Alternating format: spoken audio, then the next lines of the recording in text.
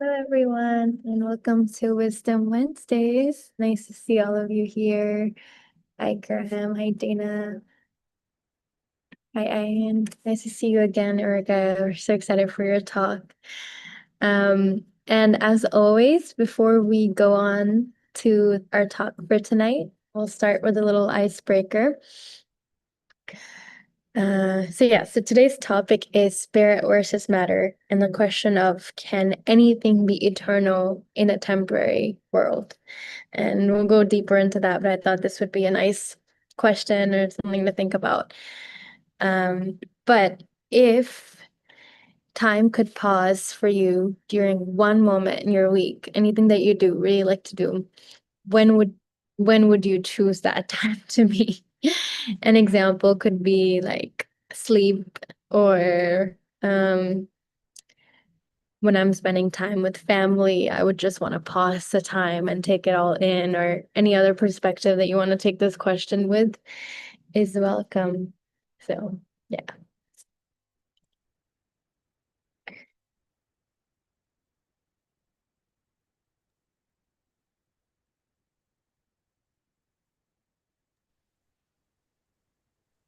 I would perhaps say one moment during the week. Oh, not during the week, not like daily. Yeah, Um, or anything. I'm a huge foodie, so perhaps I would pick a time to pause when I'm eating something I really like so I can relish it. Like today, I've just had so much work and I also had pizza and I love pizza, but because I was doing work, I didn't have a time to relish it because I had to multitask.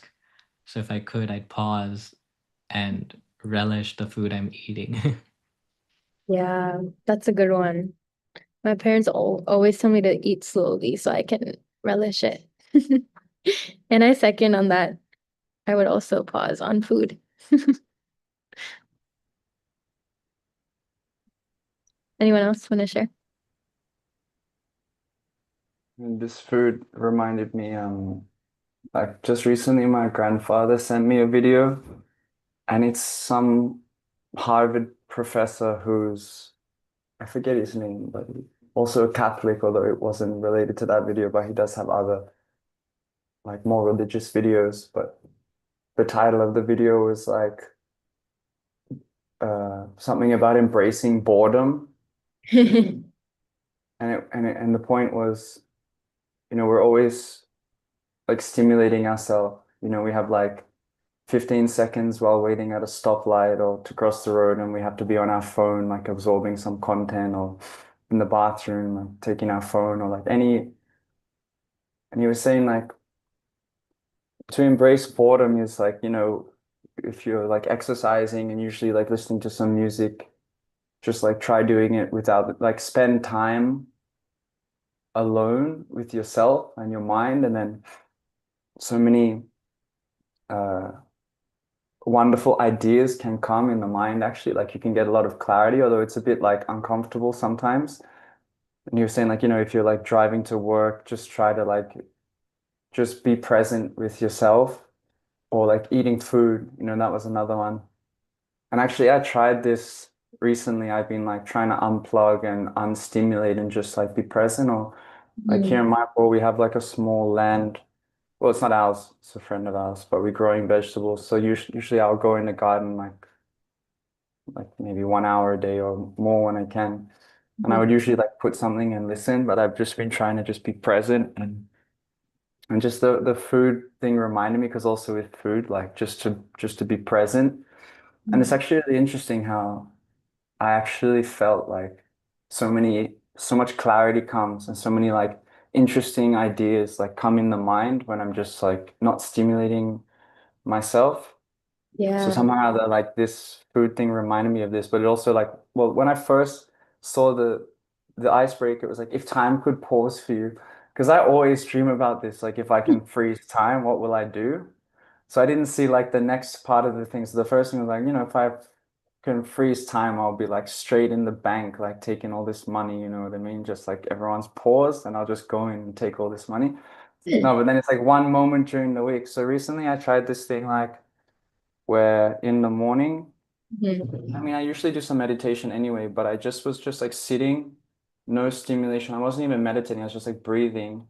And I actually had like really nice, like amazing, good clarity, ideas coming, trying to practice what this guy was suggesting. And then it made me think like, well, I was already thinking when I saw this that like this morning time, kind Mhm. of when the sun's coming up or just before the sun's coming up, when the world's really quiet and there's no distractions and nothing really happening online. Sometimes I wish I could pause this moment if I'm awake. I'm not Yeah. always awake for that moment, but that peaceful, Mhm. peaceful moment, I would want to pause, I think. Wow. Just to like, because as soon as the sun comes up and the day starts, and then like things start to move, and you just get caught up in this like contagious like passion that people start working here and that, da, da, da, da, da, da, da, and then you You're get caught up in it also. I remember when I was going to Chicago and main city part, it was like 8 a.m. and I was just walking to the bus and everyone was out and about and people are just going to work or going for something and it just felt crazy stimulation by external circumstances that you're like, am I doing okay? Do I need to rush my life? Like, what am I doing? So, It's like yeah. eating also, like sometimes like my wife always tells me to eat slow because when I'm eating fast, because it's just my nature, she Yeah. feel like she also has to eat fast, you know? She's like, I hey, chill, like why are we racing with each other? Yeah, feel like the need to catch up to them. Yeah. Graham, were you gonna add something as well? I was going to say during the week, well, we do have Wisdom Wednesdays, and I would actually freeze this moment I because we're sharing ideas, Mhm. and yeah, it's just to me sharing ideas. That's what I'd rather be doing rather than Hmm. just driving to work or actually when I was commuting, my commutes were usually quite interesting because I would run into sometimes people I know at the office or fellow commuters that work Mhm. elsewhere, and just catch up with them. Or, I mean, I'd hear six different languages on the bus. This is the 545 or the 542, depending, if I Mhm. took the train or not. But no, again, I'd have to say this moment. Also, Sundays when I do Tai Chi. Yeah. Tuesdays, I have my Spanish language discussion group. So, and you could always, well, you can't exactly right now, but when you're in the area, it would be great. It's on a Tuesday night and it's down in Factoria, and it's just everybody gets together and we're all talking in Spanish. Wow. I love that. I like that you said the present moment. It's like I just want to pause it. I was like, yeah. Yeah, I also feel like so many, like when I read this, I was thinking, actually, there's so many moments in a day that I love. Like, there's so many things that I do that I love that I would be happy to just not have to stop doing. But there's also a lot of things that I don't like to do that I have to do, especially life admin stuff, like paperwork or like visa stuff or like bills and these things, like really, or like computer work, like really makes me unhappy. Like, gosh, why life is so complicated? Like here in India, I see so many times, so many little villages around, and you see like they all live together and they're all like uncles and cousins, and then the kids all play together and they're playing with like whatever they find. Like I don't know, I saw a kid yesterday on roller skates. I was like, damn, nice, nice kicks, like look pretty new and flashy. But it's like such a simple life, They just grow up and they're born there. Many of them. Like I was speaking to one of the gardeners here yesterday, and I was like, "Have you ever gone out from Mayapur?" And he was like, "No." I was like, "You went to Kolkata?" And he was like, "Once." And he's like, maybe 55 years old. Like one time he left, or like a few times he went to Bardhaman, like the next city, like couple. It's not even a city. It's like and they kind of live in this where they grow up with their family and they're very close and they grow vegetables and live in the river. It's like kind of more simple, how complicated I really want modern to life. that lifestyle. But I feel like a part of me would be like, why am I not stimulated enough? Like, is Yeah, it it's not easy. cool? So I feel like there's you want something, but then they have their own internal struggles too, but which is Yeah. interesting.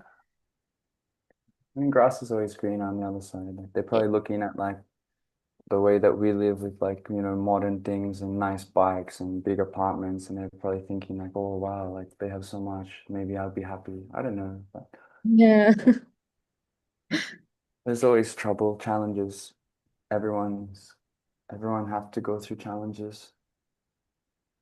I wanted to add something. Um, I lived in Japan for 2 years, and I lived on the smallest main island, Shikoku, and there were these 88 temples, and I would see these people dressed in white, and they were pilgrims. And I remember just talking with them, hearing them chanting, but also just talking with them. Just, where are you from? Oh, another part of Japan. That in itself, again, was where you're sharing ideas. And of course, they were nonchalant. I mean, it weren't like every Japanese would stare at me. I mean, they realized that I was interested in their culture and in their spiritual tradition. So I wanted to add that again. Yeah. Thank you, Graham. Thank you. That was fun to know. All right. Thank you everyone for sharing. Oh, welcome Simi to our group. We just had a little icebreaker and now we're getting started in the talk. So I'm really excited to introduce Urugaya. Many of you know him from Wisdom Wednesdays. Well, if you don't, then I'm so excited to give that formal introduction again. Well, he's been a full-time monk for 6 years, and before he was studying media and communications in college, but he discovered his passion for spirituality and became a monk. And now his wife and him are in India, and I usually say they split their time between India and the rest of the world, but it feels like you're more situated in India now. And they're sharing bhakti yoga there and inspiring so many people in person and an online platform like Wisdom Wednesdays. And they're distributing vegetarian food, sharing mantra meditation, and so much cool stuff. So I'm just so excited and grateful that you give your time to this online session and can't wait to hear from you. So, yeah, over to you. Happy to be here. Let me just plug in my battery before I forget. Yeah, it Yes. seems like these days, these years, we're kind of averaging like 9 months in India and 3 months outside. But now the more we travel, the more we just feel like being here. It seems like world is getting more and more intense, more difficult to travel, more expensive, more scary. So we always say to ourselves like, oh, let's just stay in Mayapur. We don't want to go outside. But then there's always like service opportunities. There's always opportunities to go and like meet people and do things that are very tempting outside. So anyway, happy to be here, happy to see you, happy to meet you. And I guess I know everybody. Maybe Simi I didn't meet before, but nice to see you again. Yeah, I like these Wisdom Wednesdays, like small, intimate group. I don't feel like overwhelmed or like scared or like pressured. I feel it's very sweet and intimate, and the people that come are very sincere. And I feel like actually you guys deserve better from my side. Like I would want to give more or like have some nice like presentations or something that I don't. I take on too much work and then I don't find time to do all the things that I would like to do. So anyway, today's topic, which is really, I'm just shooting from the hip. It's just going to be based on inspiration and whatever comes. Um, the topic we're speaking about is spirit versus matter and how that relates to this world in one sense. But I guess before we kind of dive into it, I want to just define these terms spirit and matter. And I guess it's more fun, like if you feel inspired, Graham or Simi or sorry, Dana, I don't know if I'm saying your name right, but like, can you suggest a definition for like what is spiritual and what is material? Or if you want to just write it down, you can post it and then we can take it from there. Like, what is spirit, if such a thing exists, and what is matter?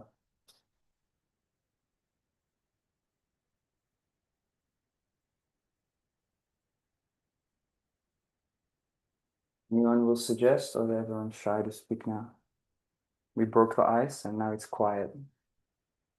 I give you a clue. It's in the second part of the topic. Like it's there. My definition.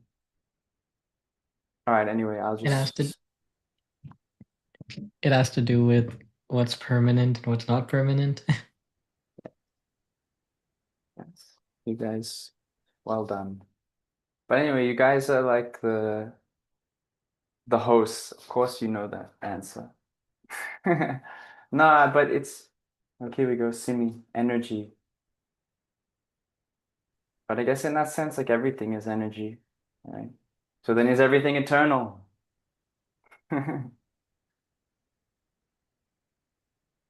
There's this law, right? The conservation of energy. Although I don't know, I feel like these scientific laws, they're always adapting and changing. Anyway, the simple definition I like to give, unless Graham, you're about to jump in, don't be shy. Oh, I was just going to say, ironically, what you would think would be permanent would be something solid and tangible, and something that's intangible would be impermanent. No, it's the other way around. Mhm. Well said. Yeah, and I want to try to come to this, like try to flesh out this idea. But yeah, basically matter I would define as temporary, anything that's temporary, and then spirit would be that which is eternal, which is a kind of interesting concept to think about or to meditate on, the temporary versus eternal. Like, is it possible for anything to be eternal in this world? Like, I guess the closest you come to eternality in this world is people who leave like an imprint on the world, the Teslas or like, I don't know, Achilles or Alexander the Great, or maybe, some scientific theory is named after you, or some essential medicine is named after you, or, you leave such an impact in the world that even though you are like dead or no longer physically present, but your legacy carries on. But then I would say that, this is also temporary because this very platform on which we're standing will be eradicated. This very platform which we're standing on will be destroyed. The sun that we see in the sky will burn up and explode and expand and then contract or whatever. Like the scientists are saying that, this whole like situation that we're in at some stage in some millions or billions or trillions of years will cease to exist. So even, the impact that like whatever, Genghis Khan or whatever, this, you know, George Bush or whatever, like whoever founded America, like whatever, like all these, it's all temporary. It's all temporary. Nothing will remain. I mean, there's different theories about like, the universe expanding or contracting or whatever. So it's hard to know actually like what is true and what is not. But in the spiritual tradition, in the Bhakti Yoga tradition that I make an effort to practice sincerely, it's saying that this whole universe actually will be destroyed. But then in the Vedic tradition, time is kind of circular. So like creation and destruction is actually going on again and again. So it's saying that this material world is actually, the material world is an eternal situation. It's just that it's sometimes manifested and sometimes unmanifested, which is kind of interesting to think about. But then, the Teslas and the whatever, they, you know, it's temporary. It's whatever impact you leave on the world, you know, even if the material world, even if it is created and destroyed eternally, the impact that you leave on it is temporary. The things that we do within it are temporary. So then how do we get this concept of eternality? Like what's the idea behind it? And I think you see like humans, they long kind of inherently to connect with this concept of eternality, like whether it's a fear of death or whether it's, just the desire to, live on or to, make an impact or whatever. Like we see there is a drive within humans to stay alive. I don't know if you guys are familiar with this Brian Johnson. He has this project called Blueprint. Anyway, he's like one of these people who made like a tech company and then sold it and has a lot of money. But now his project Blueprint, I know I like to keep an eye on him. I find it interesting. His project Blueprint is he's basically trying to live forever. He's spending millions of dollars using the latest like scientific everything, and he has teams of people, and he's just making an effort to, on behalf of humanity, for humans to live forever. And you see, like this is kind of the mood. Many people, even I don't know if it's true, but I read an article recently about how like somewhere in America, there's like many like wealthy or like famous people, whoever has the facility, they like have them in these like chambers where they're kind of frozen or like preserved so that like if by chance in the future the technology gets really good, they can bring them back to life. So we see like humans, they kind of aspire to stay alive. And I think that's nature, you see, actually, I don't mean to go off on a tangent, but just like 2 months ago or so, I was in a place in the north of India called Brindavan. It's a very holy place. It's a very intense place, but actually it's also very magical, very mysterious. And if you can kind of find your space there and not be overwhelmed by, the intensity of it, it's actually, I don't know how to describe it other than magic. But anyway, so I was there at a place called Govardhan.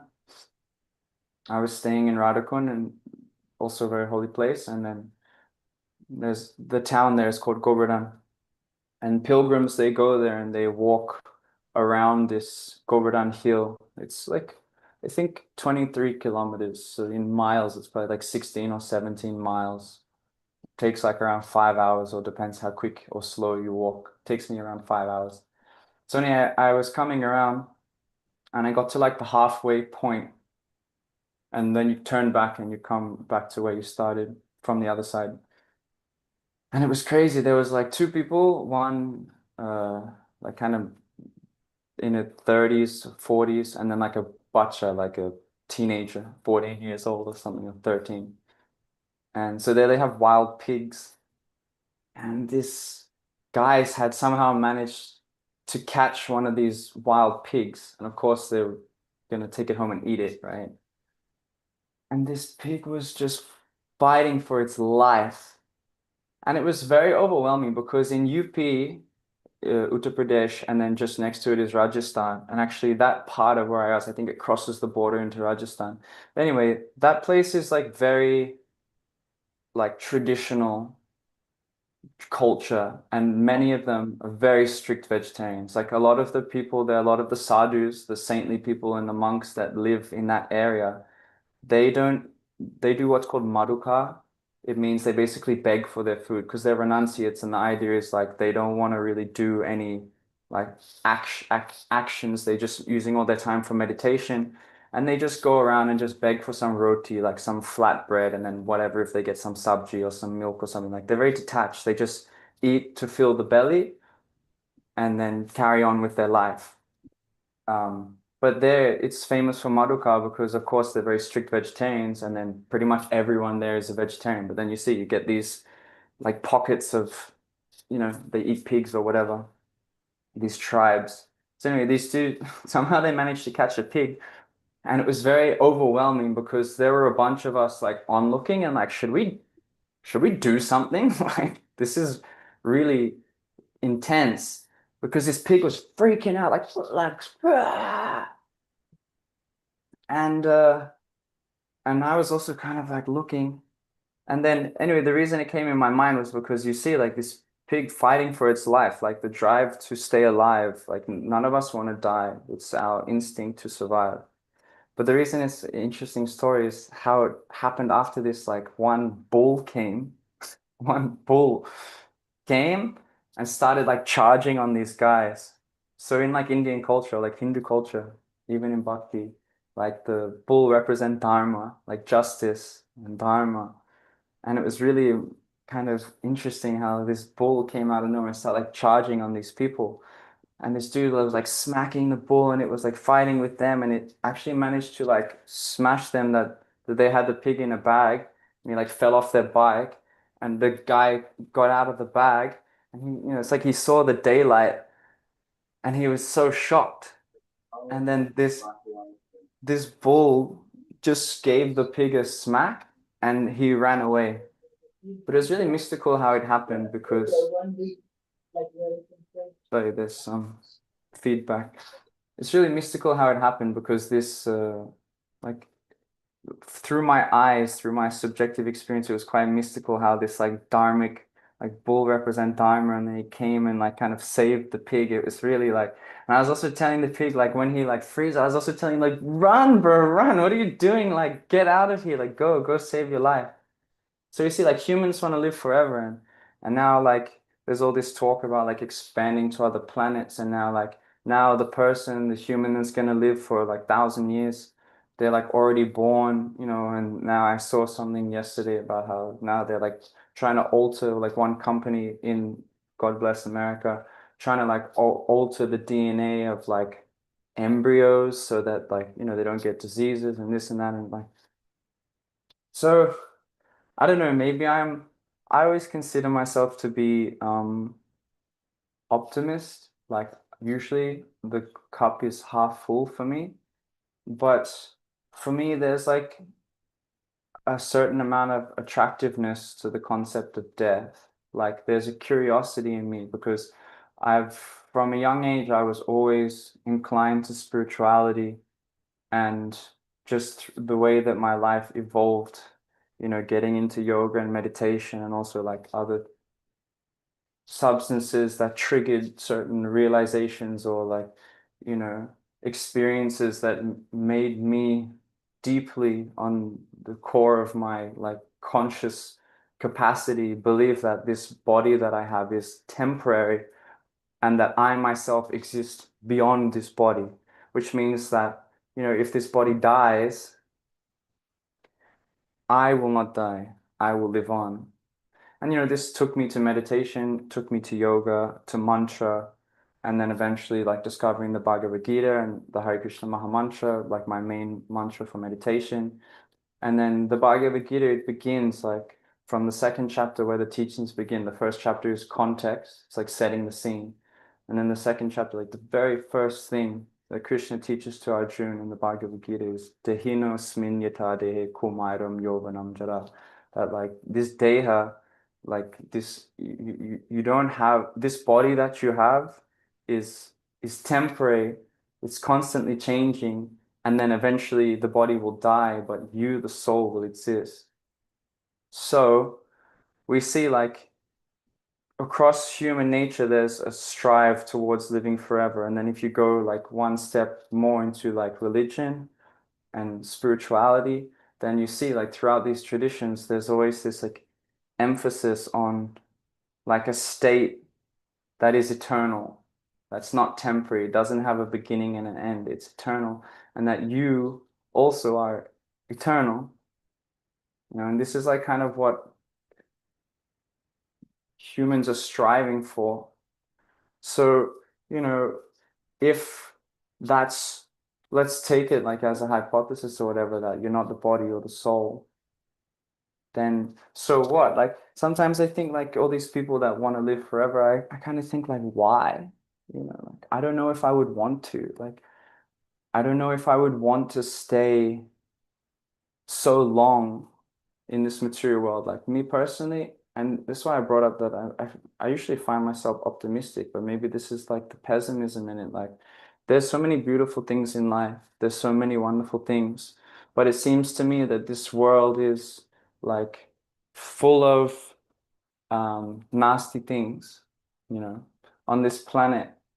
Like just to survive, you have to take the life of other living beings.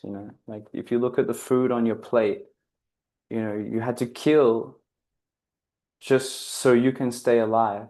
And you can say like, oh, when you take like an apple from a tree, the tree doesn't die. The tree becomes happy actually. Or, like they have this Jain tradition. You might be familiar with the Jains. So they take it to a whole new level. Like they're very careful about like, ahimsa, non-violence, not killing. So therefore they don't even eat like potatoes or carrots, because when you pull a carrot from the ground, you kill it. It dies. We have carrots growing, we have potatoes growing. And when we harvest, like you kill them all.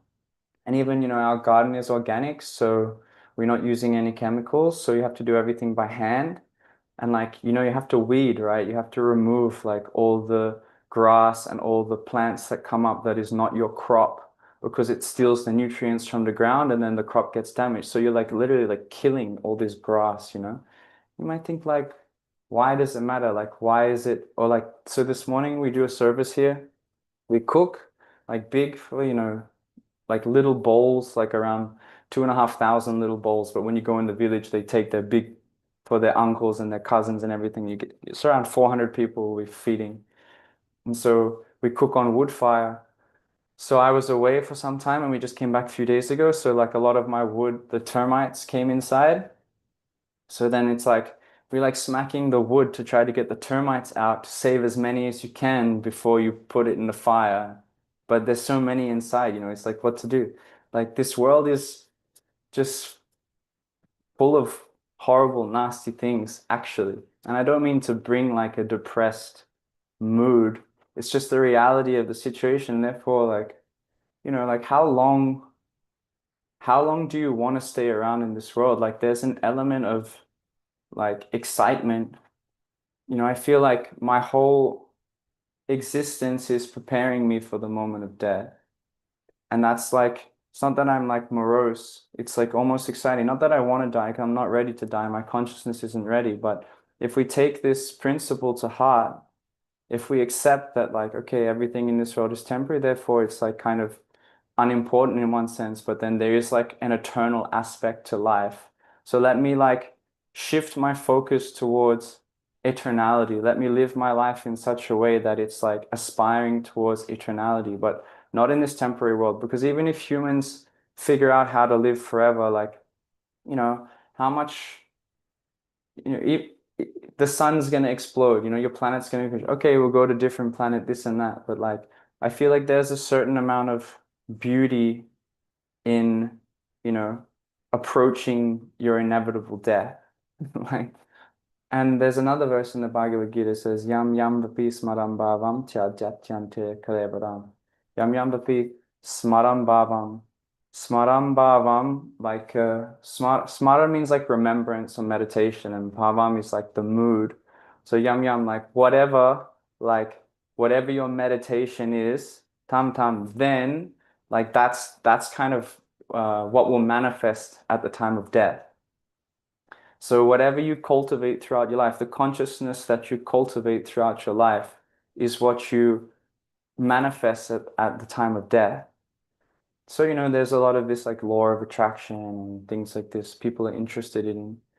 Um, and in one sense, it seems like from my experience and my understanding, especially like, trying to be dedicated to this Bhakti tradition, seems like it's true, that you actually can manifest certain reality. Like you can like meditate and manifest things like in this world, okay, fine, perhaps.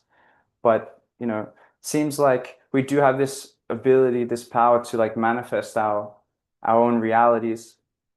But it also seems like there's rules to this thing, like rules in the sense that, you can meditate on some like higher thing, but then if you're like not kind to people, if you cause suffering to other beings like senselessly, if you don't, if you know you're running around making trouble, or even worse, like killing or whatever, like then it doesn't seem like compatible that you can have your cake and eat it too.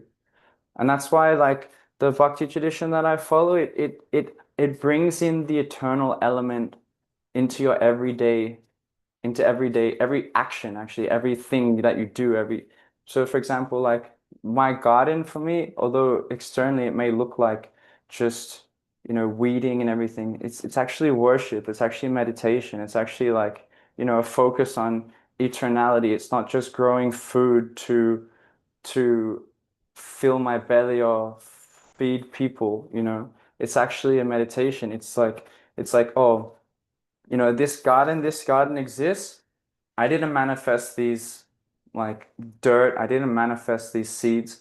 It's been given to me as a service, and I'm able to like use my body in this like place, and then like as like a meditation, as like a purification of consciousness. Like even though it is a temporary situation, even though my garden is it will have a beginning and an end, the consciousness that I'm cultivating while I'm doing the work is aimed at eternality. I don't know if that makes sense, but like what I'm trying to say is like everything, and this is like the constant meditation. This is the bhakti principle. It's like everything that you do, you can like connect it to the eternal. Like you can connect it to the platform of the soul, kind of as a principle. I always say like devil is in the details. But then like how can anything be eternal in this temporary world? Like it can't, but at the same time, it can if that's your consciousness. You know what I mean? Like, okay, so I do exercise so that I have a strong body or like a healthy body so that I can like actually, you know, do work or meditate, like on the eternal principle, which means like all like if like, oh, I will do exercise so that I have a beautiful body so that I can attract the opposite sex. Like it's all like temporary kind of useless material things. But if you same activity with a shifted consciousness, like in the direction of eternality. Like, I have faith, I have conviction based on my subjective experiences that I am, I have an existence beyond this body, which means like when this body dies, I will continue to live on. So therefore, let me live my life in this world with that knowledge, with that yardstick that I'm an eternal soul. Okay, what does it mean? Then let me take wisdom. Let me find people who, have this knowledge, and how are they acting in this world? Like, what is the aspiration? What is the activities that I'm supposed to perform in this world so that I can, strive towards the eternal platform? How can I connect with my eternal self?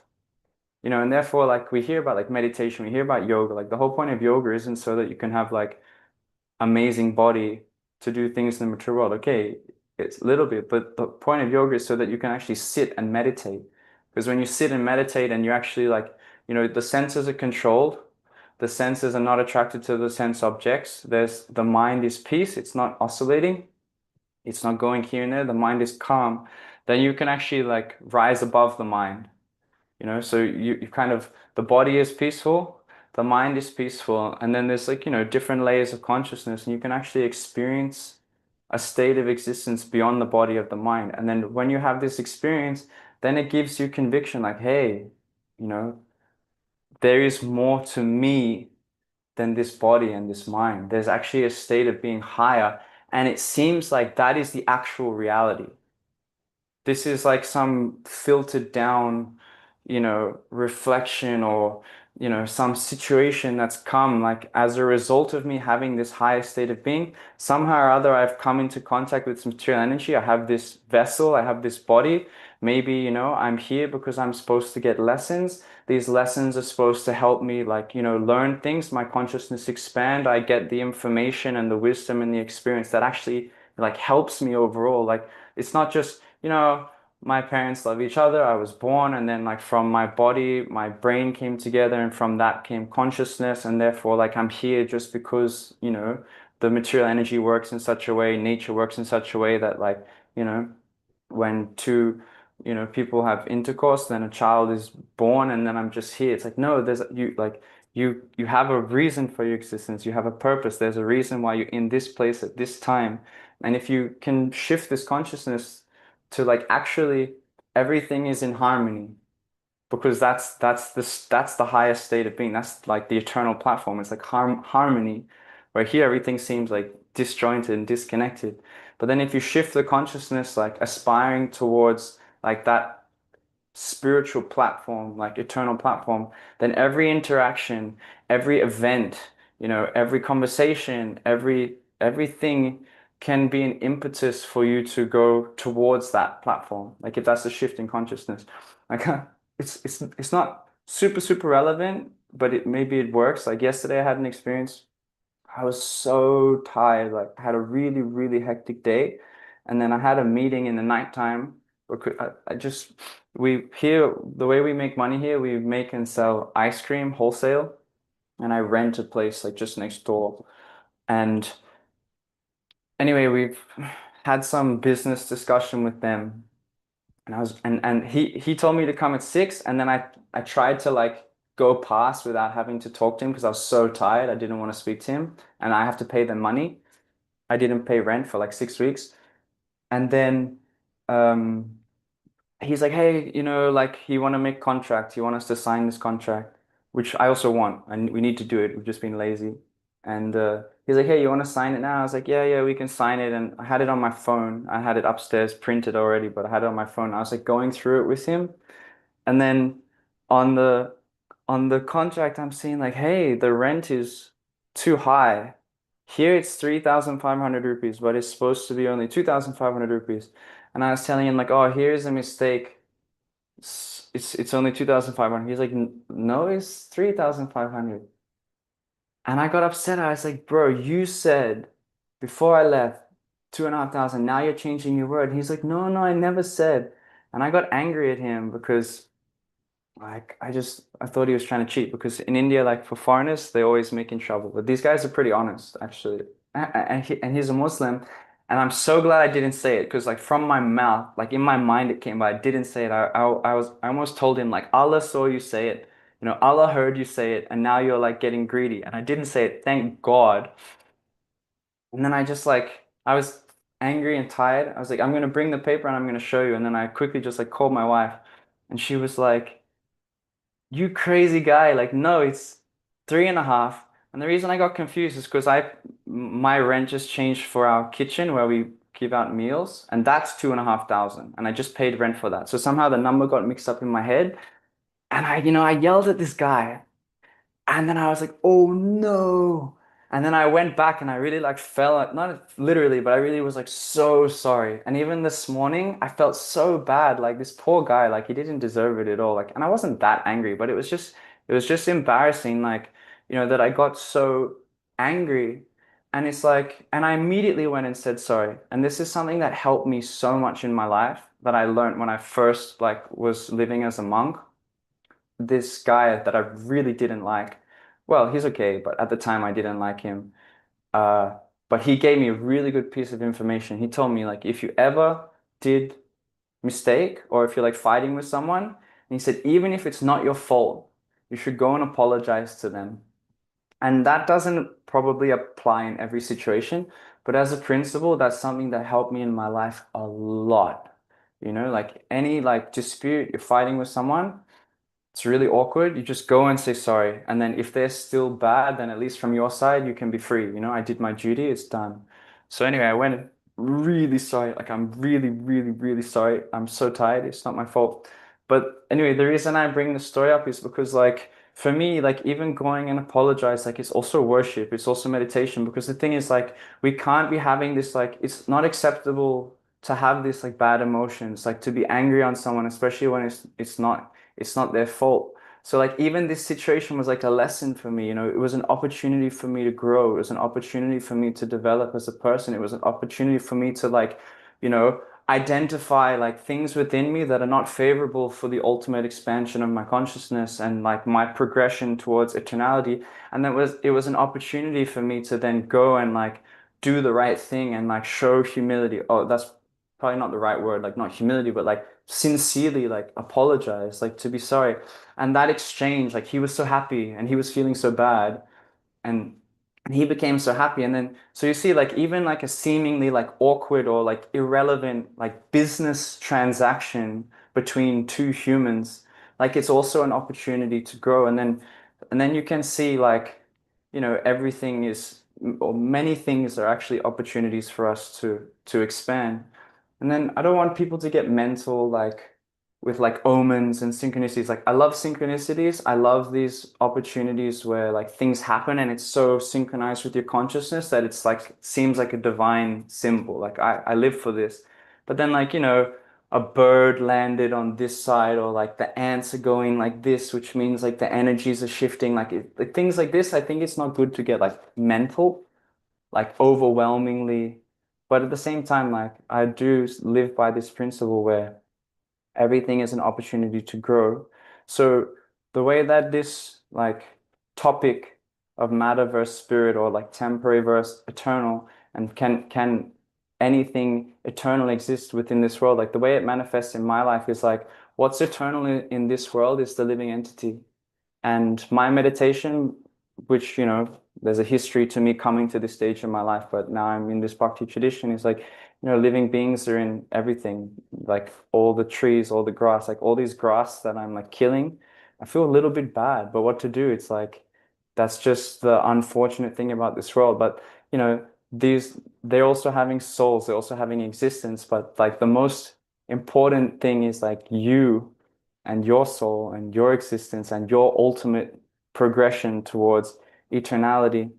And then the way that that manifests is like having this constant meditation, like what am I doing to connect with the eternal platform? Like how am I conducting my life that helps me get closer to the eternal platform, which is accessible from within?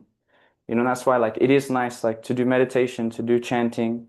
You know, I love to do it. It's essential and it's the best. Like how we said at the beginning, like these early morning hours, it's like so good, like for meditating and really like trying to connect with the soul platform. And then it seems like, you know, that just radiates into your everyday life. Like everything can become a meditation, everything can become a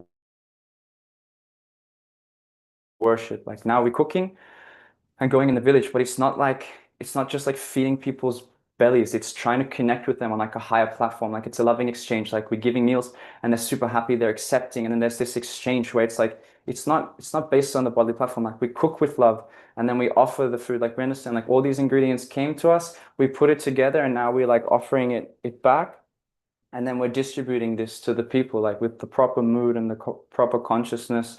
And it's like it's not about feeding people's bellies, because and if I feed them or not, they're gonna eat.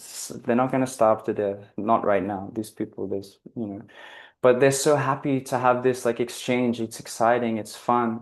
And this is also like, you know, from my like existential platform to your existential platform, like from my soul to your soul, let's connect. You know, let's like, it doesn't matter, boy, girl, black, white, Hindu, Muslim, like we all have these struggles in life, we all have these like challenges, and then this is an opportunity for us to like connect on like a higher. So anyway, the point I'm trying to finish on is that it's like a meditation, you know, that the soul is eternal, like you have an eternal aspect to your life. So try to shift your consciousness towards that, aspire for that, aim for that. Not that we have to get mental or like, you know, stop. Like if we like to, I like to play basketball, or I shouldn't play basketball because like it's not eternal. It's not like that. It's like, okay, but if you want to like try to shift the focus, like I play basketball so that I have a healthy body, so that I can meditate or whatever, or it makes me happy. So we need some recreation. We need some release in this world. Like it's very rare those people that can just meditate all day. They do exist, but it's not for me, you know? So therefore, let me engage my times like, okay, ideally, I would, you know, meditate on the soul and I would experience my soul. I would have like self-realization, which is kind of the unique opportunity offered to the human form of life. but I'm too passionate, I'm too much rajasic, I'm not able to sit in meditation. So let me perform activities that are favorable for my meditation on the eternal platform. You know, when I'm in the garden, I'm thinking about nature, I'm thinking about energy, I'm thinking about, you know, my connection to this world, to divinity, to God. Like, you know, I'm in it. And it's very favorable to be in nature, barefoot in the dirt, spending time with the plants. And plants are way less complicated than humans. You know, humans are really intense to deal with sometimes. But the plants, they're always happy, they're always chilling, unless they're getting eaten by bugs and stuff. So let us, you know, shift our consciousness. We don't have to change externally our activities, but let us shift our consciousness to aspire, or, you know, what's favorable for connecting with that platform. And that was the teaching of the Gita. Like Arjun, in the first chapter, you see he wanted to go off to the forest and meditate, and he wanted to do this and that and change this thing and that thing, and he had all good reasons, all very logical, scriptural, moral, good reasons. But then the lesson of the Gita was actually like, you know, for you to be successful, to achieve the goal of the human form of life, you don't change what you're doing externally in the world. You change your consciousness. You know, it's an inner work, it's an inner shift. And then we try to connect with the eternal platform. And I'll just finish on the point that, like, therefore, in yoga and in meditation and in bhakti also, like, there's in yoga, the highest platform is called samadhi. And the sentiment or the understanding is like, you know, when yogis enter into samadhi, which, like, for us pretty much means they die, right? But the mood of like us, you know, is like, actually this yogi who's on this siddha platform, like this self-realized platform, which means they don't interact with the world anymore. They're just absorbed in that state of consciousness. Like they actually uh, consider that they're not dead. They're in samadhi, right? Which means like they live forever. They're already on that platform. And then like the kind of mood is like, in the same way, if you take like an iron rod and put it in fire, if you heat up this iron rod, it will actually take on the qualities of fire. Like, you know, everything you touch will burst into flame. It becomes red like fire. But it's not fire, it's iron. It's iron that's taken on the quality of fire. So similarly, like when we enter into samadhi, even though you have this temporary material body, you know, this body is made of, you know, flesh and blood and all these things. But because the soul within the body is connected on that platform, and the connection with the body to the soul, even though it's subtle, that body has become like spiritualized, like the iron in fire. And therefore, like when yogis enter into samadhi, the like people, the normal people like us, usually put their body, preserve the body in salt and put it in samadhi and like leave it there. And then people will come and visit this place because the mood is they're not dead, they're in samadhi, and the body has become spiritual, like an iron rod in fire has become fire. So anyway, the point is like just to mold our life as we aspire towards eternality. And my experience has been that that eternal platform reciprocates, you know, your higher self reciprocates. You get, you know, inspiration and indications like externally in the world or even internally that are kind of pushing us and guiding us in that platform, towards that eternal platform. And then it's kind of exciting, and it makes life worth living. And it also like makes death kind of also a little bit exciting, because then, you know, that'll be the final test, you know. Well, hopefully, like, it's possible to reach the highest platform of self-realization before we die. But still, like, at some stage, you know, we'll have to leave this body. This body will be finished. Anyway, I rambled a lot. I apologize. Like I said at the start, I'm just shooting from the hip. But if anyone wanna add, or I know we got only got 2 minutes left, but if you wanna add or subtract or anything, please, you're welcome. I'm gonna shut up.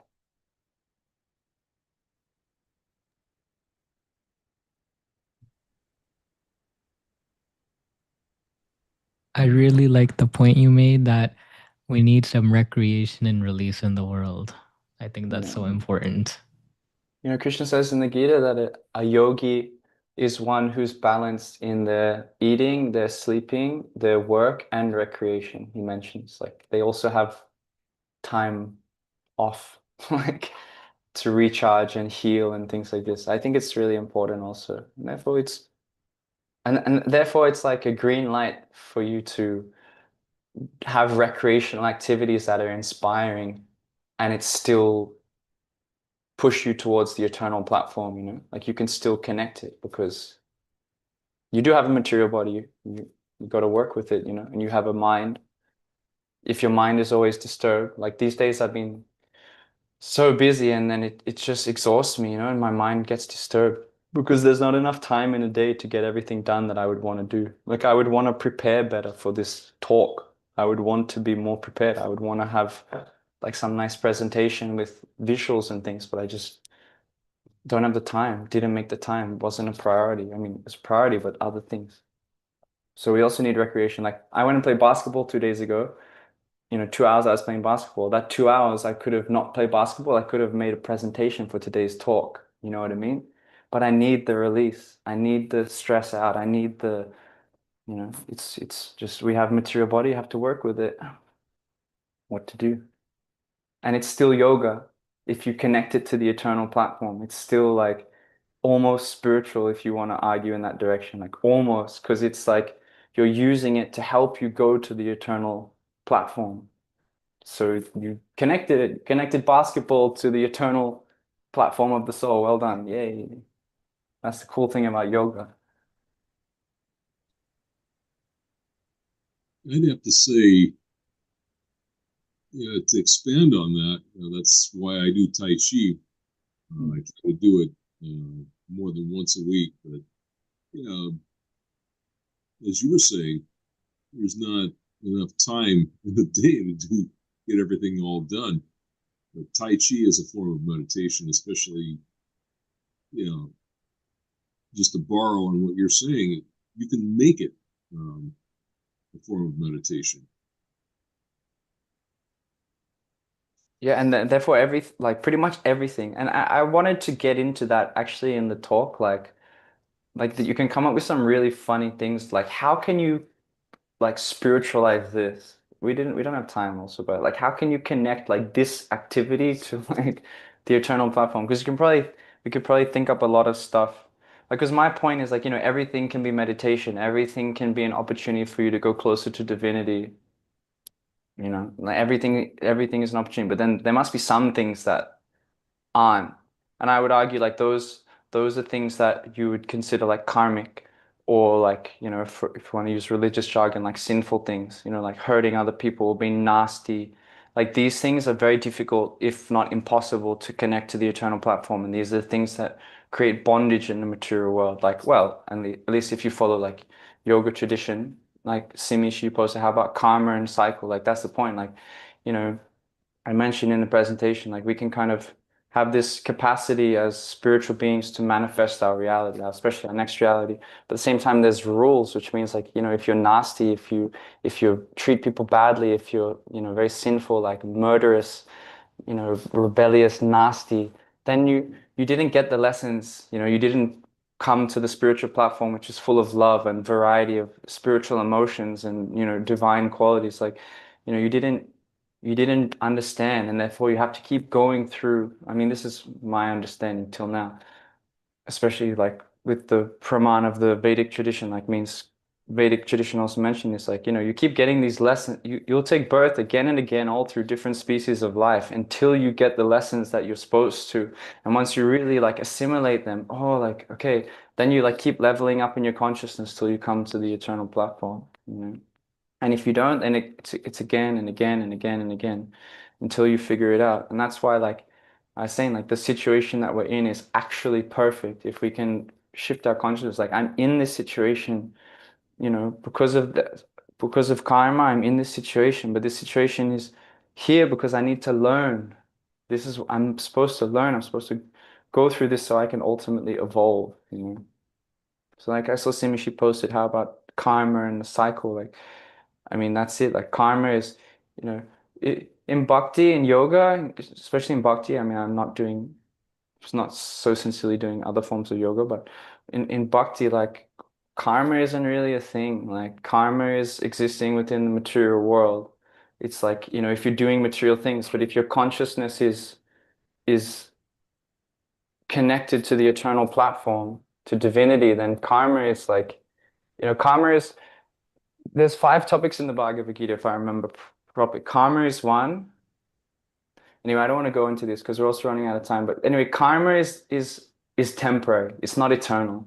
Your karma, it will at one stage not exist. Well, if you're on the eternal spiritual platform, there's no karma there because karma means action and reaction within the material world. So karma doesn't exist if you're on the platform of the soul. I mean, this is in bhakti, there's like six symptoms of bhakti that's described. I mean, and the first one is klesh agni, which means like all your karma, klesh, agni is destroyed in the fire of bhakti. So like when you do bhakti, you don't have karma anymore. I mean, unless you're doing karma, which is like, yesterday I was telling the story. I don't know if Simi, you were here if you heard it. Like I got angry on this guy and he was innocent. So this is karmic thing. Like if you don't go and rectify the situation, then you have to like pay for this. You have to get the lesson for you to realize that you're an idiot, that you didn't treat people right. This is my understanding, and this is how I live my life, and I found it very helpful and very enlightening. And therefore, like everything I do and everything I see is spiritual for me. Everything is worship, everything is service, everything is an opportunity to connect to the spiritual platform. And like, I feel like if I didn't have this mentality, I wouldn't want to stay in this world because it's too much suffering. And like I said, like just to have dinner, I had to kill so many living beings. Like it's so nasty. Like it's too much. But then like now I learned these tricks through yoga to see everything as like connected to divinity, like connect to my highest potential, and everything is an opportunity for growth and consciousness expansion. And then it's like, okay, then I get it. Then let me stay longer and work on myself and do as much good as I can.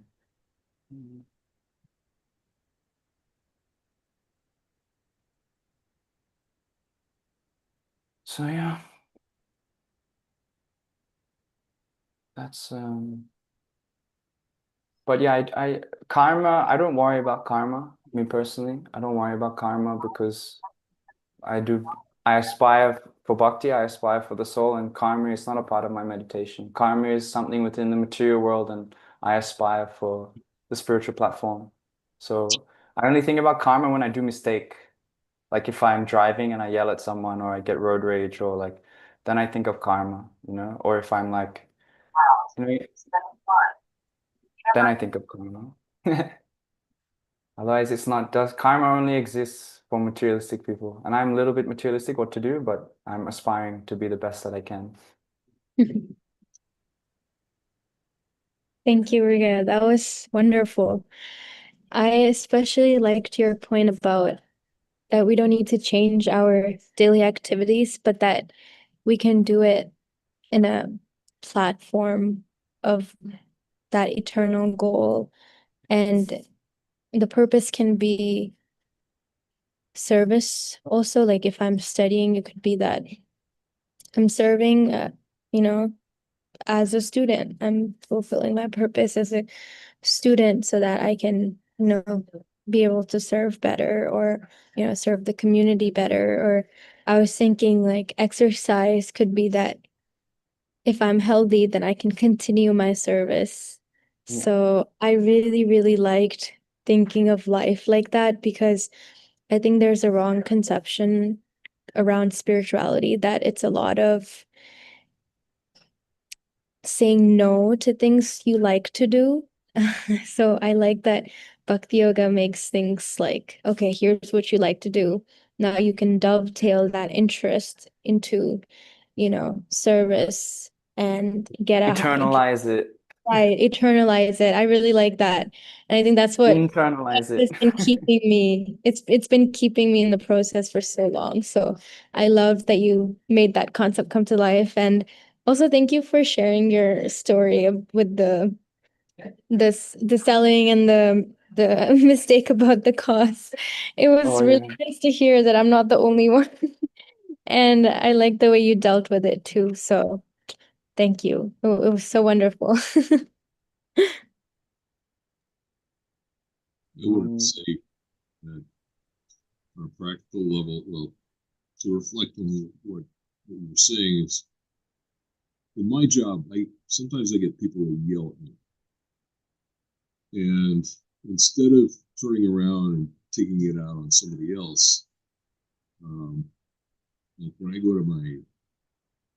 to the store or a pharmacy, I treat these people like gold because they're just doing their job. But especially when somebody goes to an extra effort to help me, I let them know that it's appreciated on multi levels. And I mean, I remember telling this one person that I had a terrible day today. She said, "Why? What happened?" I said, "It doesn't matter anymore because I'm talking to somebody who genuinely cares about my well-being." And again, I treat them like gold.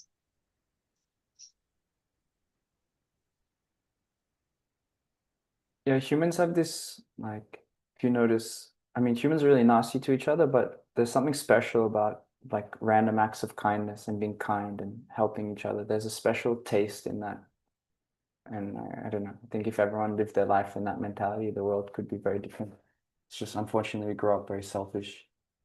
I mean, I saw Simi, she just posted, I know it's super late, but she said, what happens if your own blood relatives do wrong to you? Is that karma?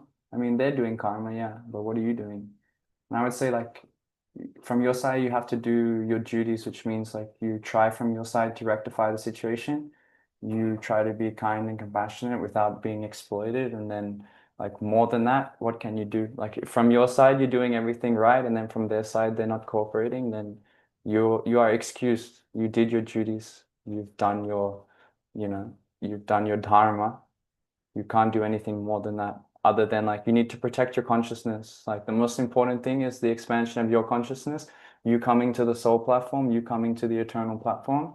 So if your relatives are making trouble for you and it's, you know, disturbing your consciousness, and then you're not able to like meditate or like connect with that soul platform, then you need to either minimize your interaction with them, or you know, something need to change. But the way that I've helped in my life, that I can be peaceful when I'm having trouble with family, is that from my side I have to do the right thing, even if I did mistake. Right thing means you have to try to rectify, try to reconcile, try to, you know, fix the situation. And then if it's not working, then you need to protect your consciousness at all costs.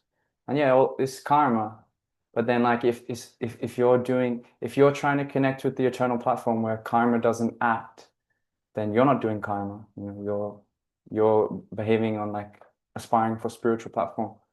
But this is the difficult thing about being in this world. So many troubles with friends, family, what to speak. We have battle going on just in our own minds, you know. So it's not easy. But from our side, if we do the right thing, we can be peaceful. You know, like I was saying, even if you did mistake, it wasn't even your fault. Even if you didn't do mistake, you're fighting with someone, it's not your fault. You go and say sorry. From your side, you're clear, you're in the clear, you're free. And if they're still making trouble, then you don't need to worry about it. You did the right thing. You can't do more than that. But then if you think like, oh, they did wrong to me and I need justice and da da da da, da, and then you go and get revenge, then you lose. So, yeah, it's not easy. Thank you. I like the protect your consciousness part. So important. Thank you. All right. Thank you everyone for joining Wisdom Wednesdays. And thank you, Urugaya, for that wonderful, thought-provoking class. You always say you're throwing things, but it just comes out so organized and structured that it just makes sense. So I'm not thank you so sure. much. I didn't feel like that today. Anyway, just give me another chance when my life is a bit more calm. No, not at all. It made sense, and I loved the practical examples, and I think just that interaction keeps it going. So we don't take your time for granted, and we're really grateful. And if y'all are in town, we have some nice events coming up at Bhakti Studio. We're doing a wellness retreat called Sip the Stress Away. And it's gonna be really fun. It's gonna be on Friday, this Friday actually, at the Bhakti Studio. If y'all are available, it's gonna be like yoga, it's gonna be a talk on the cortisol effect, and then we're gonna make some caffeine-free drinks like pumpkin spice latte and stuff like that. And then we have a Kirtan Solfest as always on Saturday. And yeah, so if y'all are in town, I can make it, please come. Otherwise, we'll always see you in Wisdom Wednesdays next week. Thank you, everyone. Have a good evening.